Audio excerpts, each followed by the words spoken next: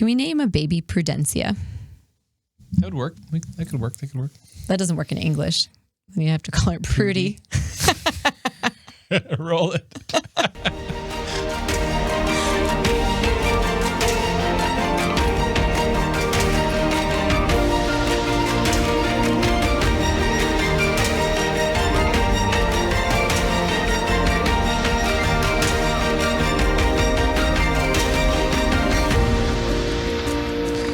Well, hello and welcome back to Elevate Ordinary. I'm your host, JonMarc Grodi. And I'm Teresa Grodi. And we're back with another extraordinary conversation about the ordinary pursuit of truth, goodness, and beauty. I got the tagline right that time. You didn't mess it up this time. And we're glad to be back with you. Thanks for watching. Thanks for listening. As we talked about last time, we're starting into a new series of episodes where we're going to dig into the virtues. We've been referring to them in different ways throughout the life of this show.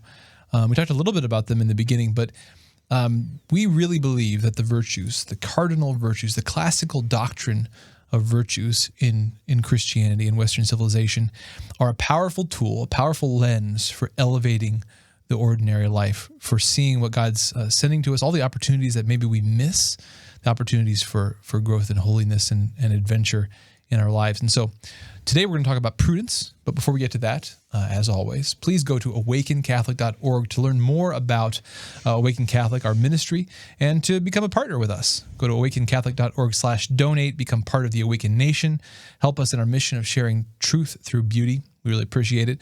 And of course, the best way to follow this show, be certain to, like and subscribe and all that. But the best way to follow it, if you're really serious business about this, is to go to theawakenapp.io and download the Awaken Catholic app. It's the best way to follow this show and other content from Awaken Catholic, events, performances, talks and other resources from Awaken Catholic, to interact with the hosts and other members. But also, if you're a member of the Awaken Nation, through your financial support, there's some extra special bonus content for you there as well. So check that out. I think is it. Maybe. Well, no, this is really important. Yes. So if you can find a way to help me think of a nickname for the name Prudencia. Ever since I read The Awakening of Miss Prim. Oh yeah, it's a good book. I have wanted to name a child, and you're into Prudence. Like Prudence is this man is like the Prudence man. It's like his favorite virtue, and then he's like the virtue guy. So it's like the top of the guy. And I would love to name a child Prudencia, but it's like, what is that? But if we name a new kid Dency, but if we start naming the kids after virtues, what are all the previous kids going to think about? They're virtuous, being left out. We're going to start running out of early church female martyrs here. Okay, somehow we have felt called to name all of our girls. Yeah, we have a Cecilia, we have a Lucy, we have a Philomena, and we didn't intend that. Yeah. Yeah. All we have our kids Christian shouting during mass, martyrs. During certain. We didn't intend that either. Mass. Yeah, all the ones that they read there in the litany. That's my name, really loud, so everyone can hear during the Eucharistic prayers. Prudencia would be a beautiful name, though. Yeah. So please help us think of a nickname. Or comment. We just won't worry about the nickname. Message Sometimes us. We worry too much about the nickname. Well, I can't say Prudencia all the time. You can. Prudencia. Yeah, anyway. We'll see. God will call us when we have a baby. It always happens. It always happens. We make these lists of names, and then we get pregnant. I get pregnant.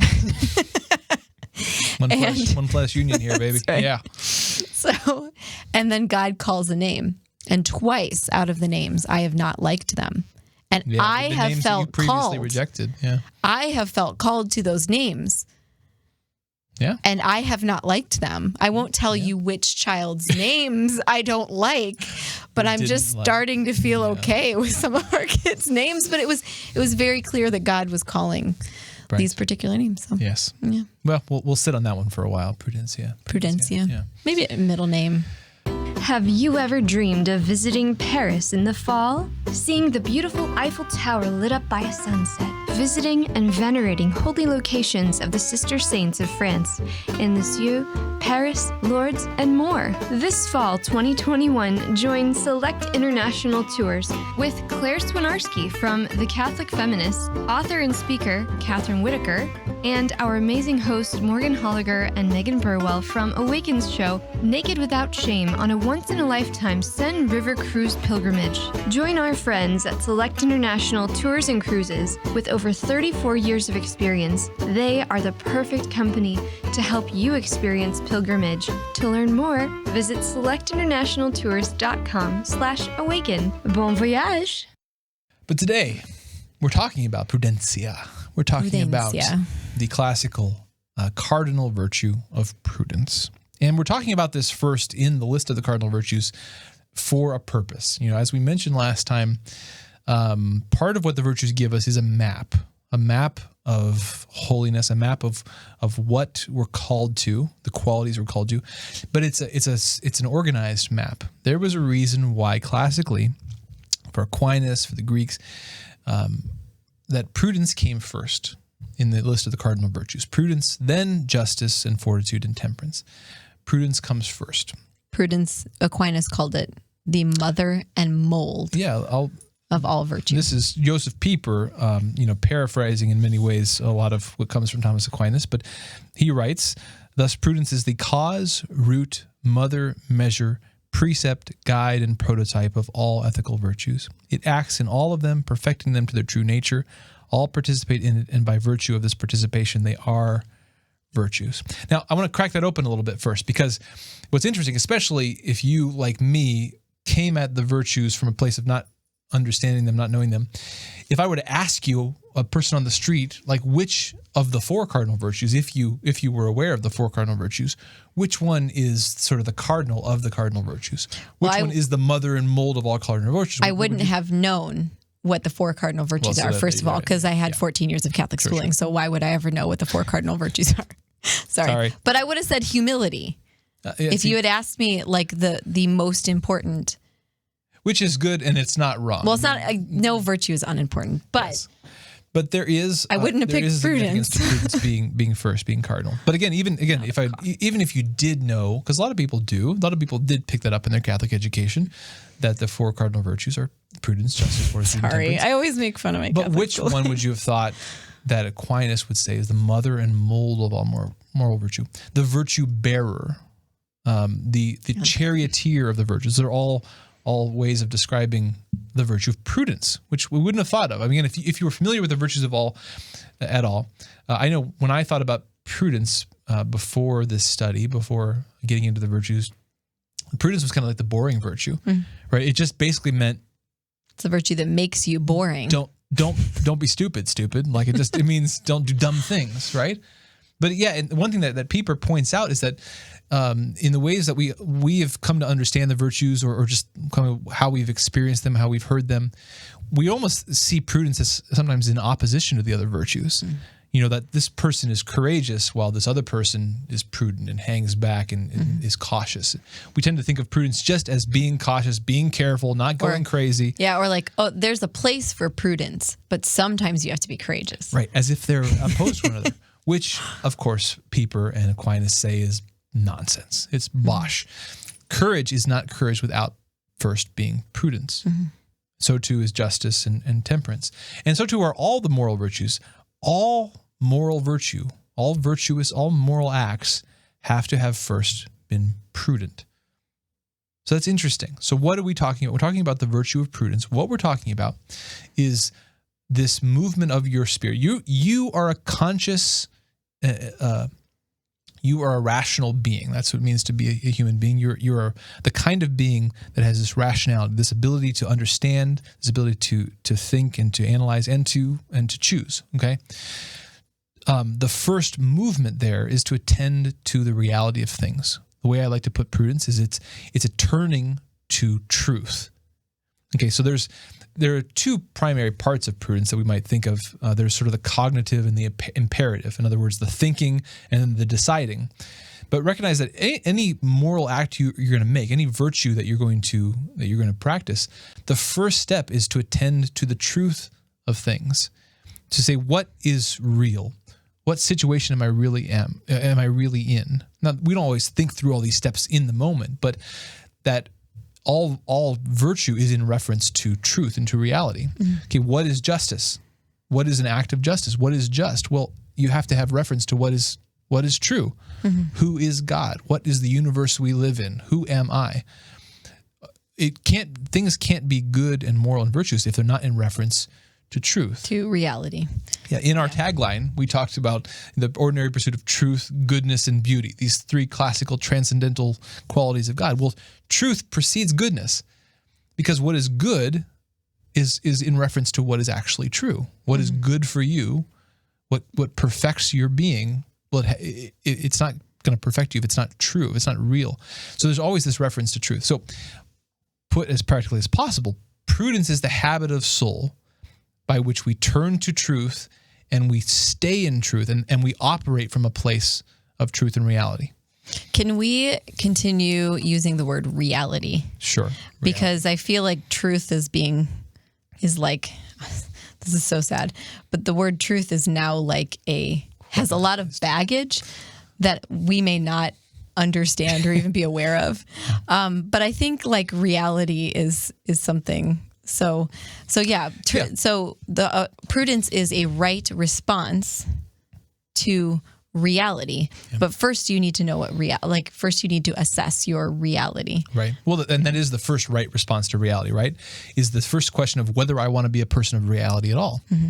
Because man, sometimes it's easier to just be unreal, to go through life, just to react, to just be pushed and pulled through life, to maybe to turn off reality through substances or through media. I can just keep my head down and just focus on what makes me feel good. My reality is someday I will win the lottery. And so I'm just going to I'm not going to plan, I'm not going to save, I'm not going to think about how I'm going to get through the next paycheck. I'm just going to, someday I'll win the lottery. Or my reality is that all the information I currently know, that constitutes truth. I already know all I need to know about everything, and you're wrong, and I just know it because I know it. That's what happens when you teach kids science too early. Oh, now you're going to get controversial. I'm not joking. Educational theory here. My little, you want to squash a right response to reality. Physical, material science. Teach your toddlers and preschoolers and kindergartners science instead of nature play. And we talked recently about Jane Austen's book Pride and Prejudice. I mean, think for a moment what you will, what the word prejudice means. Prejudice, prejudgment. So to judge something before you encounter it, before you actually look at it. Well, prejudice is fundamentally opposed to this virtue of prudence. Prudence is where you set aside your prejudgment and you try to attend to things as they are. In fact, you go to things really being open, being ready, expecting to learn. Because you are practicing being the kind of person who has a taste for reality. You want things as they are. You want to know things as they are, even if they show you that you're wrong, even if you discover you have more to learn, even if reality turns out to be challenging and difficult and present you with maybe the reality that you need to change some things about your life.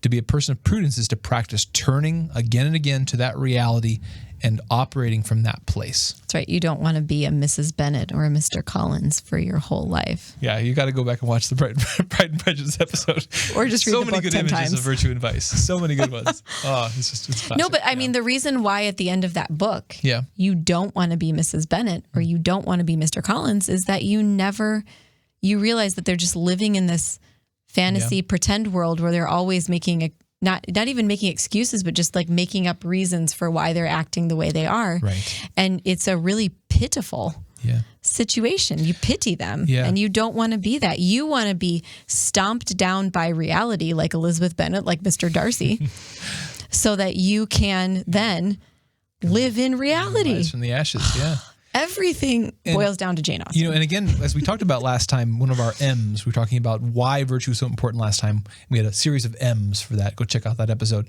One of the M's was momentum. Okay. Every decision we make is building our momentum of virtue or vice. Okay. So again, in those characters, what we see is a person who's they didn't just choose unreality once. They didn't just choose a lie or a falsehood or a fiction or their own fancy or their own prejudice once. It's that coalesce, that crystallize into a habit over time where you have people who are sort of hopelessly lost in their habit of unreality. And it's hard for them to ever step outside themselves and see themselves for who they really are. We don't want to become like that.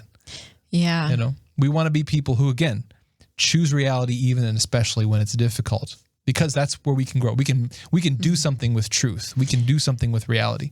It's interesting. I think that this is more like, I think sometimes when we say unreality, perhaps people think like, oh, a framework. I'm living in a framework. And clearly I'm not living in a framework. The Matrix. Right? Yeah. So this doesn't apply to me. Sure. But I was just having a conversation the other day about a kind of administration. Okay, a positive administration. Like a government? Yeah, like a hierarchy. Okay, sure.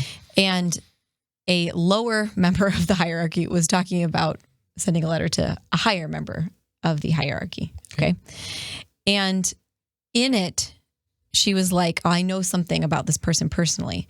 So I know I have to play this game, because that's what he responds to. And instead, like I was actually thinking this through, and I was like, I was getting overwhelmed, and I was getting the feeling of like, this is a game. I hate games. I'm so glad I'm not involved in bureaucracy. And then I was like, wait a minute. Perhaps this can be all solved by reality.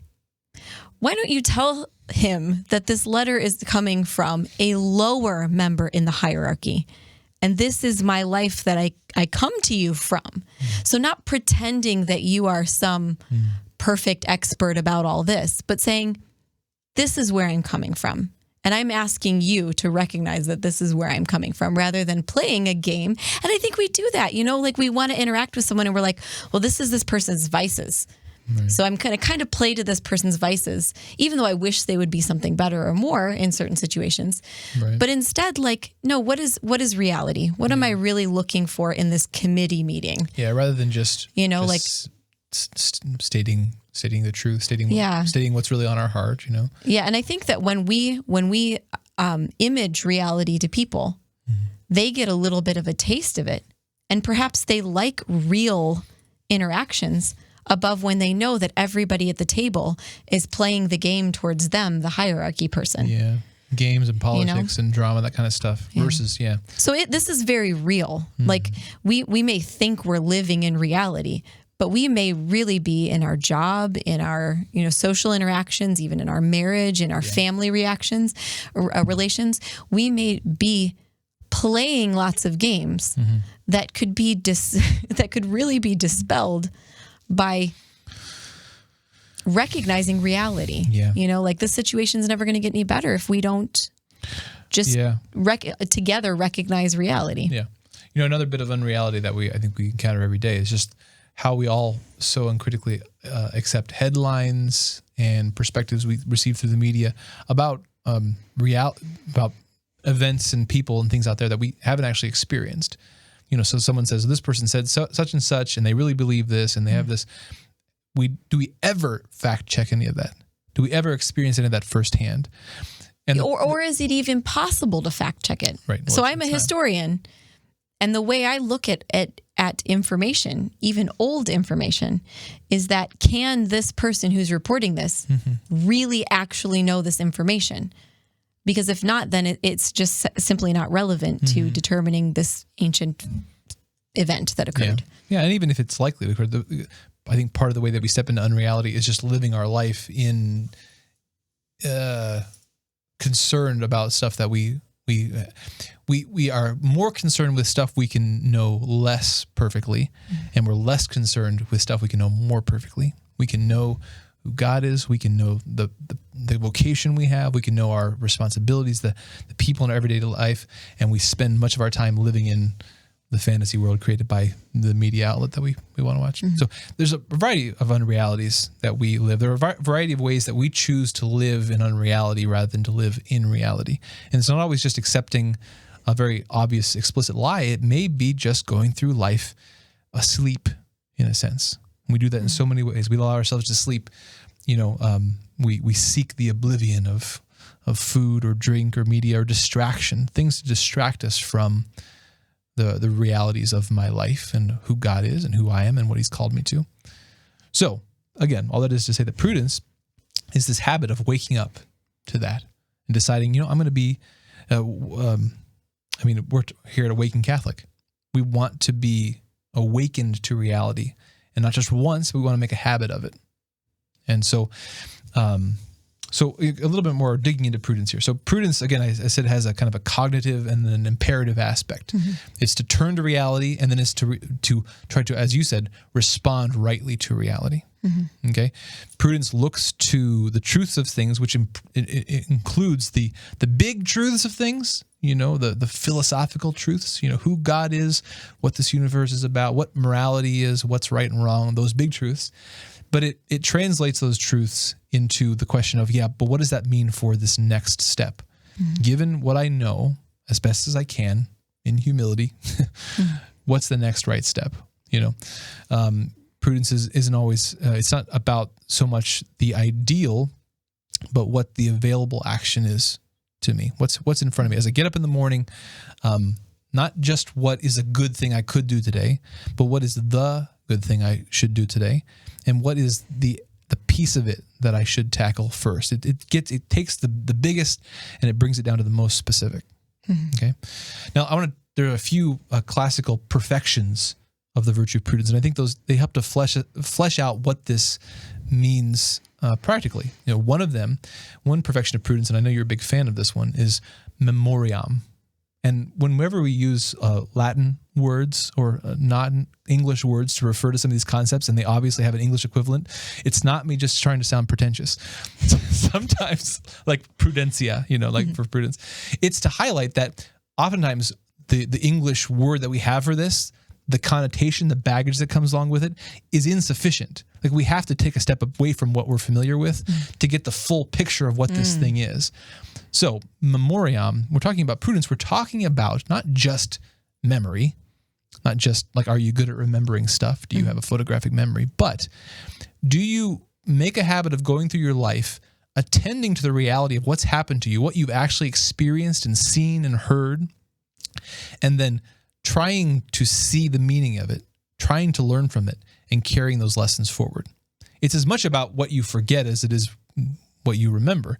It's looking at, my day, we talk often about the examination of conscience. When I look at my day, do I try to see what God was doing in my life? If I see my faults, do I try to understand what led up to them, how they might be different?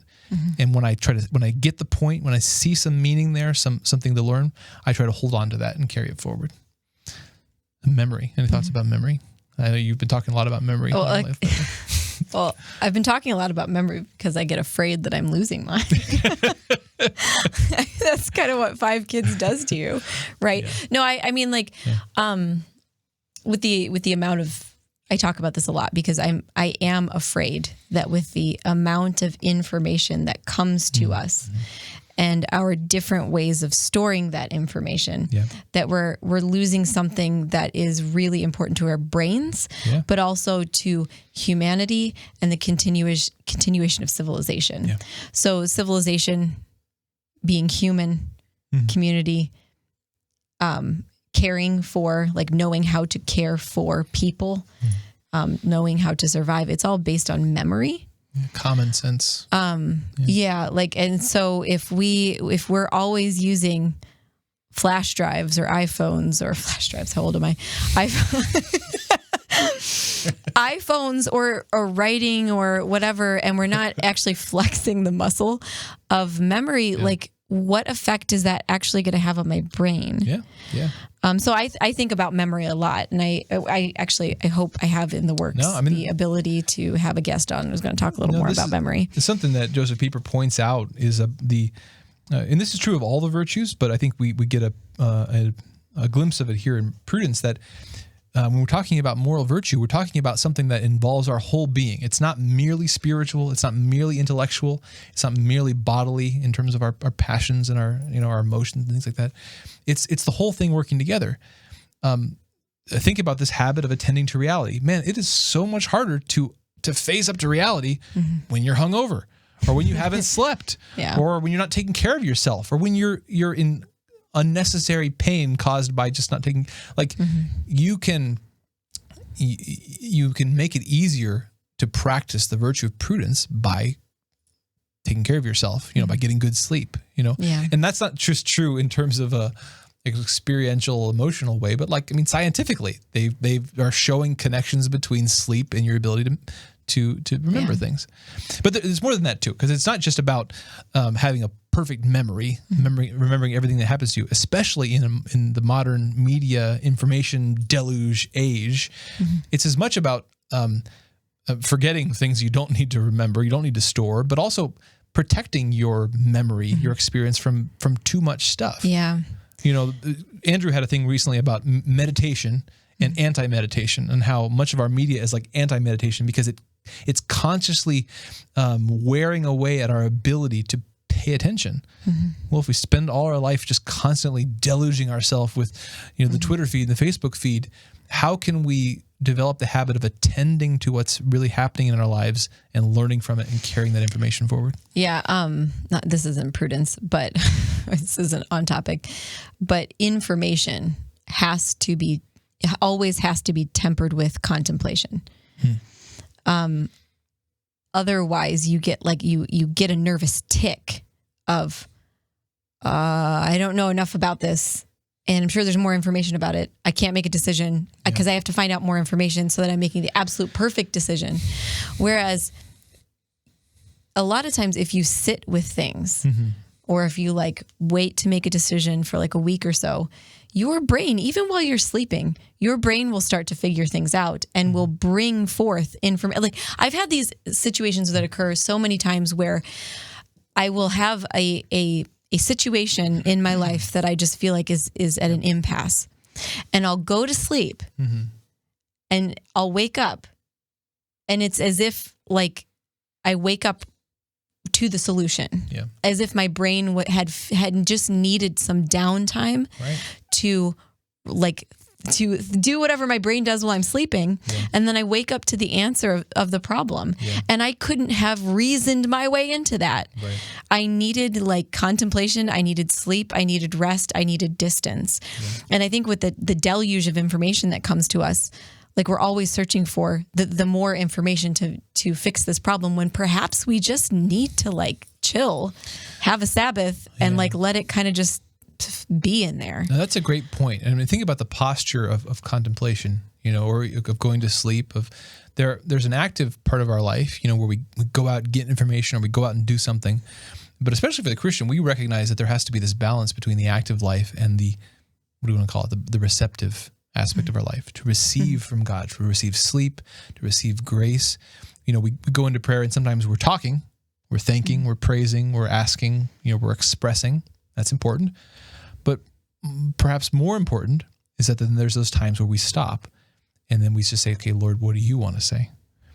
And there's a real connection here between prudence and prayer. I think for me, as I've thought through this virtue a good bit, tried to practice it in my life, is that in some sense, prayer is the preeminent practice of the virtue of prudence, because you're turning to the reality, you're turning to the highest reality of God and his presence and his creation. But in prayer, you're entering this spiritual posture of openness, of receptivity. You shouldn't go into prayer telling God what you want and how things should be and then leaving. You may go and express what's on your heart, but in the end, all of your prayer, whether verbally or just in your heart, there needs to be this posture of, but Lord, what is thy will? And that can only be possible through through reality, through a right response to reality, because you wouldn't just be open to something greater than yourself, like a tornado. You're not just going to be open to whatever spirit comes through a Ouija board. I mean, you may, that's a problem, but you're open to God and you go there open and ready to receive, because he is a good Father who is a giver of good gifts, and that you can trust him. We talk about sleep sometimes a lot. And, we have newborns a lot, and newborns can't sleep when they're jostled or afraid, or, no, they do sleep when they're jostled. That's the point. That's how you get newborns to bed. But they can only sleep when they feel like they're in a womb, And so this is a good lesson, because when the reality of that baby is that I'm in a safe place, and so I can be at rest. And so the reality of our prayer, we have to know who God is first. you know? And sometimes, especially if you're somebody who is struggling, like we all are, with some hurt or some healing, it's important to get to know saints. Because in their lives, yes, I mean saints who are dead, but then also living saints, people who you look at and you're like, this person is holy, they're joyful, they seem to have good advice, you know. Other people point to them as somebody who is someone you could ask good advice of. I mean, I don't know how to point out a saint. You know it when you see it. But it's sometimes through those people that you can know who the Father is, who God is. Anyway. No, that's good. Yeah, I mean, again, this turning to truth, it's not just a matter of information. I mean, there's a difference here between knowledge and sort of wisdom, which in Scripture is another word that's sort of used interchangeably with prudence. That it's more than just knowing a bunch of sound bites and data. It's again, we're talking about a virtue here. We're talking about a habit, a posture, a practiced posture towards reality. I think, you know, you mentioned humility earlier, and that's an important virtue. I think it's part of the virtue of prudence in the sense of how do you approach the question of truth, of what is true? Do you approach it assuming you already know what it is, or do you approach it humbly? And especially approaching the Lord in faith, saying, Lord, I want to know more. I desire philosophy, philosophia, the love of wisdom. I think, again, this love of wisdom, this desire to know is bound up with this habit of soul that we call prudence. You. You know you've always wanted to go to Paris. Well, now's your chance. If you go with Select International Tours, the sponsor of today's Awaken Catholic Show episode, you can join Claire Swinarski from the Catholic Feminist podcast, as well as author and speaker Catherine Whitaker, and our amazing hosts Morgan Holliger and Megan Burwell from Awaken's show Naked Without Shame, on a once-in-a-lifetime Seine River cruise pilgrimage in France. Visit and venerate the sister saints of France in Lisieux, Paris, Lourdes, and more. Sacre bleu! Learn more by visiting selectinternationaltours.com/awaken. We talked about memory. Let me talk about another perfection of the virtue of prudence here. So memoriam is one. Docilitas, another Latin word for a semi-familiar English concept, but docility is the word that we would use. But again, in the context of prudence here, we're meaning that, and this goes along with what we're saying here, to be a person who is able habitually to turn to reality and remain in reality, we have to be the kind of person who is able to and practices going to others for help. So certainly going to God, but you know, in our experience, we need other people's experience as well. Actually, you already led into this perfectly because you're talking about getting to know the saints. We need to know God in reality and try to figure that out ourselves, but we also need to know it through somebody else's eyes. We need to hear their testimony, their experience. We need to learn from good teachers. We need to go to holy people to be able to have a better grasp of reality. And it's not just the information, but it's also the posture of turning to another person to try to learn. That's part of the perfection of this virtue of prudence. Someone who I know on your early faith journey, who was a really good example of this, was Peter Kreeft. I don't even know. Did that sentence that I just said make absolutely no sense? Yeah, so you were really influenced by Dr. Peter Kreeft early on in your conversion. And when I think of somebody who is docile, I think of Peter Kreeft. But I remember he said this thing once that like the atheist and the fundamentalist Christian have essentially the same posture. That's so good. Because they believe that they have truth all wrapped up in their back pocket. And that's the same reason I don't like teaching science to very young children, because they quickly become, I've got truth in my back pocket. They can no longer contemplate the clouds. They can only say, oh, it's a bunch of droplets of water crystallized up into air. You know, like, oh, I've got this, you know. And that is the opposite of the docile person. The docile person says, like, I have a problem. I've used my intellect. I feel I intuit that I have gone as far as I can go. Now I need to seek good counsel. Yeah. You know, and that can all happen in a snap second. Like, you know, it doesn't mean you have to spend years realizing that you don't have this. You can just seek the good counsel of another person. Yeah. Another Dr. Kreeft-ism that I like, you know, he refers to this moment in the play Hamlet, the Shakespeare play Hamlet, where Hamlet says to Horatio, there are more things in heaven and earth, Horatio, than you've dreamt of in all your philosophy. And he likes to point to that and he calls it the Hamlet principle. I don't know where he called it. That was in a talk once, but that do you come at reality? And again, this is what you're getting at with your rather controversial opinion about teaching science. Oh, yes. Which is that sorry. What comes along oftentimes with our modern physical scientific education is an underlying reductionist philosophy that says everything you think you know is less than it appears to be. The table is merely just atoms. The clouds are merely just water vapor. You are merely just a trousered ape. Reason is merely rationalization. Love is merely lust. Everything is less than it appears to be. Rather than the Hamlet principle, which is to come at reality always expecting there to be more. Yeah, the cloud is water vapor, but there's more in heaven and earth than I have dreamt of in all my philosophy. There's more to that phenomenon. Yeah. There's more to love than just lust. There's something beyond as well. There's something above and as well as below in these phenomenon. And I want to be open to greater truth. I don't want to be clamped down. I already get it. I already understand it. Throw it out. Move on to the next thing. I want to be open to always learning and appreciating more these aspects of life. This makes me think of breast milk. I guess explain. Because there was a time in history when formula was coming into play. And one of the reasons why, one of the taglines that hospitals started to use, and this is a story that my great aunt tells. Her husband was a doctor, and he told her when she was having her first baby, you will breastfeed that baby. This is probably the 50s, maybe 1950s. Sorry.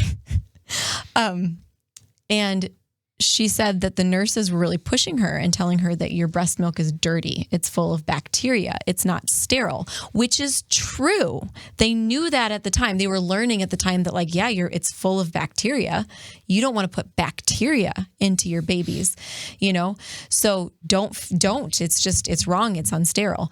And she was like, nope. My husband said, he's a doctor. Nope. Okay. So flash forward to now.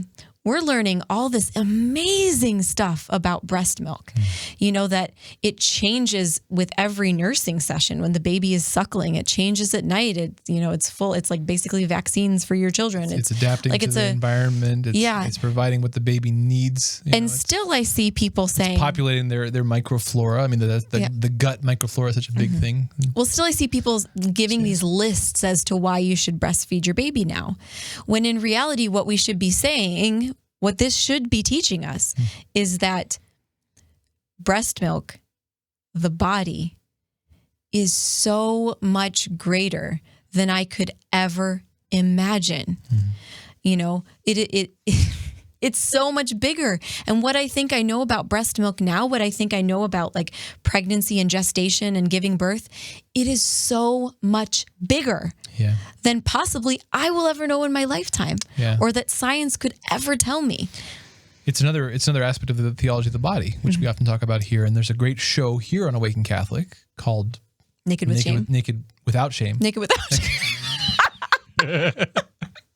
Talking about the theology of the body, but this is another aspect of the theology of the body that through the body, through breastfeed, through breast milk, it's not just that it works on a biological level, that God has given this amazing gift in the body and it works, but He's also teaching us about Himself. He is a good, abundant giver. Father, and that the more we learn about our body and the more that we're open to just how incredible the body is, we discover more and more of God's amazing design in the body. So check out that show. Check out Theology of the Body.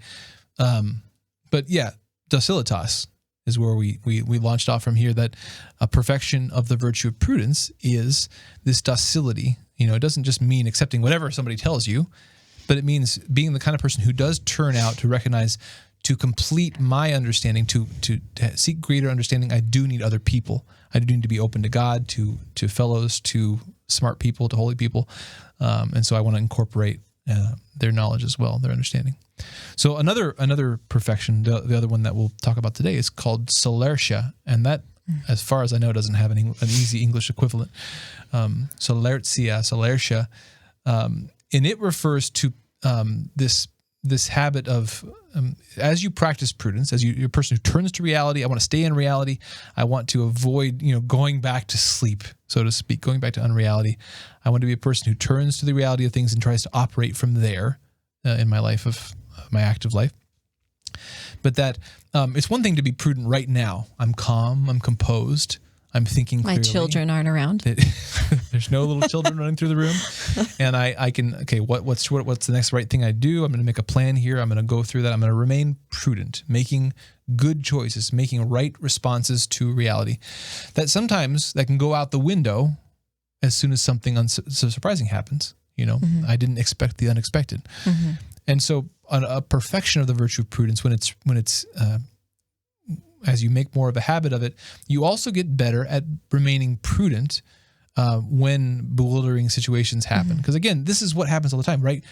Something happens and we get very passionate, we get really emotional, and the difficulty there is not that those emotions are necessarily wrong or that they're bad or anything like that, but we can't operate out of emotion.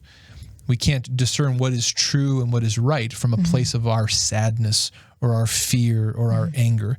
Those emotions, again, they're good. They're made by God. They have their purpose, but they can't be what guides the chariot, so to speak. Yeah, I think that this is really a perfection of living in reality, because I remember when. Now I'm not perfect at this, okay? So I'm not going to say I remember when this was perfected in me, but I remember when I made a huge leap in this. And it is the time when increasing numbers of friends are telling me that they actually thought I was crazy. Okay? So when I was pregnant with baby number 4, we got a puppy. I was 5 months pregnant.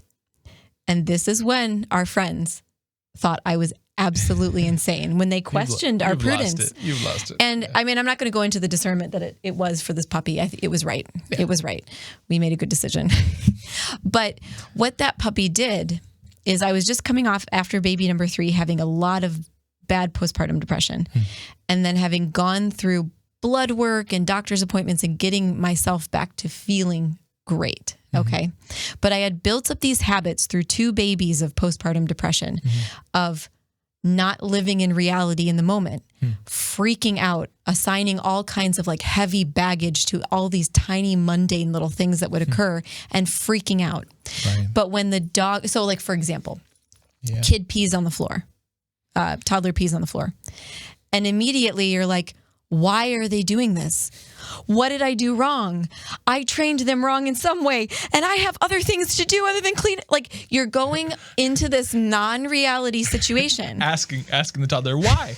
Why did you do this? Tell me why you did this. Help me to understand why you peed on the floor again. But the puppy wasn't a why. It was just a puppy. Okay. So the puppy, I'm sorry, I keep seeing my hair and I can never figure out what side it is in my body. Puppy. Sorry. But when we got the puppy peed and pooped all over the floor. Yes. And there was no why. There was only cleaning it up. Yeah. That was it. Yeah. And that puppy period before I had baby number 4 was what I needed to grow in Solersha, because after that it was milk just went all over the floor, and this one peed in public. This kid is throwing this horrendous temper tantrum. Guess I'm just going to put him in the football hole and walk out the front door as I'm dragging the other kids. Situations turned from all of the what ifs into just what's happening here in the moment. I'm safe. We can figure this out. That's a powerful I'm an image. Adult. They're not. Sorry. We were talking earlier about the different kinds of unreality, different ways that we fail to be prudent or we avoid being prudent. And I think one of them is precisely this question of whether we remain in the moment. And Solersha really is that. I can be prudent when it's easy, but can I stay rational and awake in the moment and not be carried off by emotion or carried off into the future or in the past? Something happens and instantly I'm thinking about all the potential possible bad things that could come out of this. Yeah. Or I'm thinking about all the ways I failed or did bad in the past that instead of just moment is now, instead of right here, right now, what has actually happened? Some milk has spilled and I will wipe up the milk and I can go on with my life. Yeah. That is the truth of these things. But it's so easy to flee the moment, to leave into the unreality of, all the past baggage, all the future possibility, rather than right here, right now, what is the next right step? Yeah. And so solertia is, again, I think you're right. It's more a habit of the active living of prudence, the imperative, the deciding aspect of it. We get better at staying in the moment, staying rational, staying intentional, staying in the moment, even when it's difficult, even when reality is reality.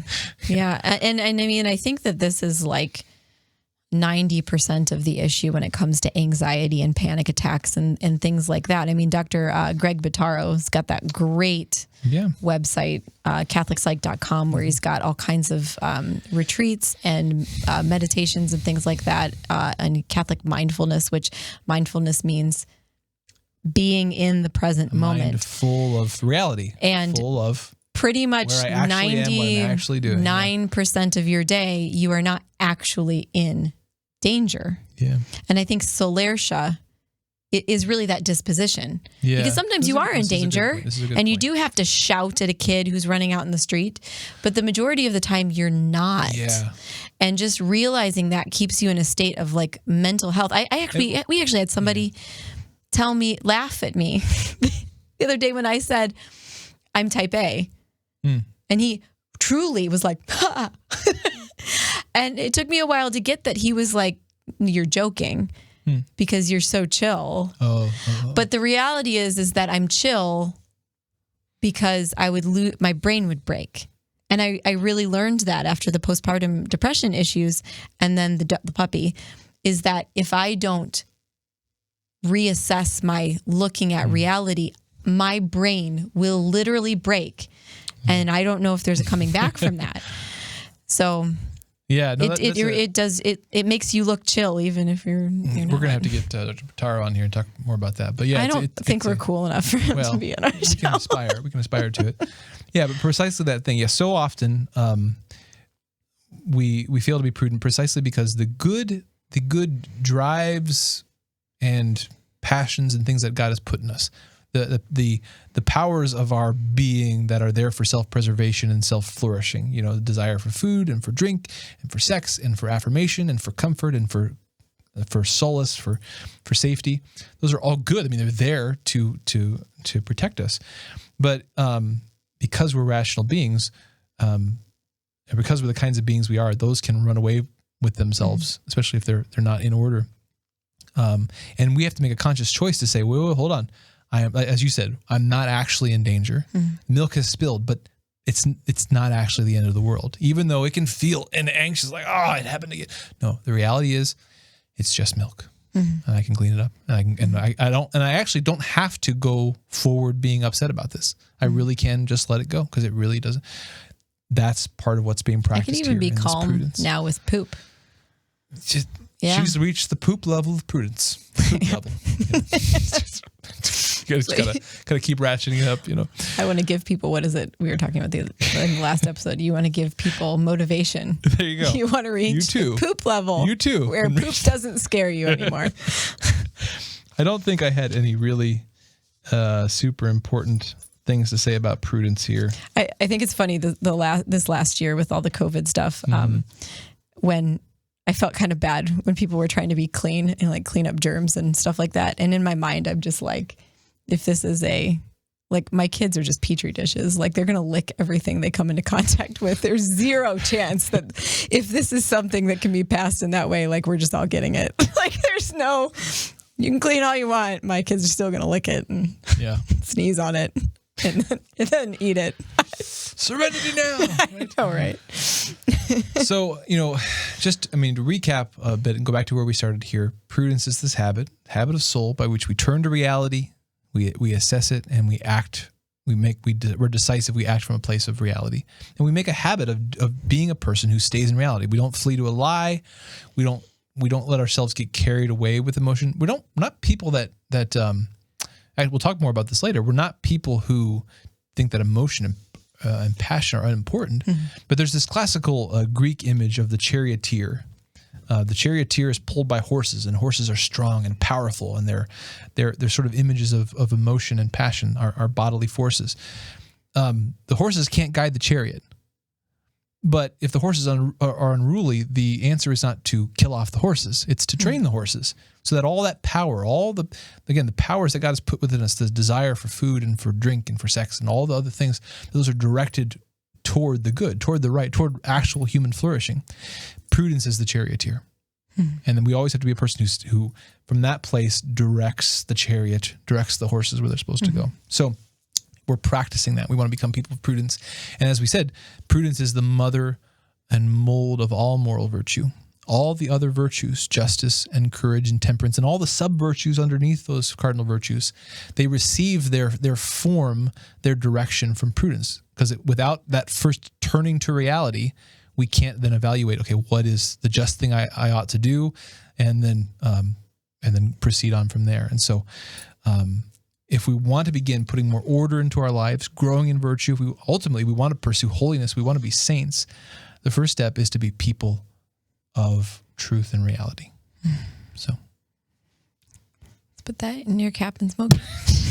Sorry. Didn't mean to expect that you had a big mic drop. Yeah.